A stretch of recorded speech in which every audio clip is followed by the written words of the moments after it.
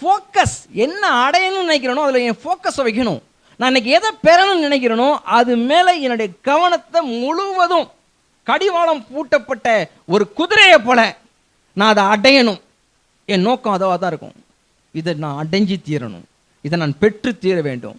இதற்கான என்ன செய்யலாம், நான் ஏது செய்யலாம், என்ன மாதிரியான ஸ்ட்ராட்டஜிஸை ஃபாலோ பண்ணலாம் அப்படின்னு யோசிக்கிறான் உலகத்தில்.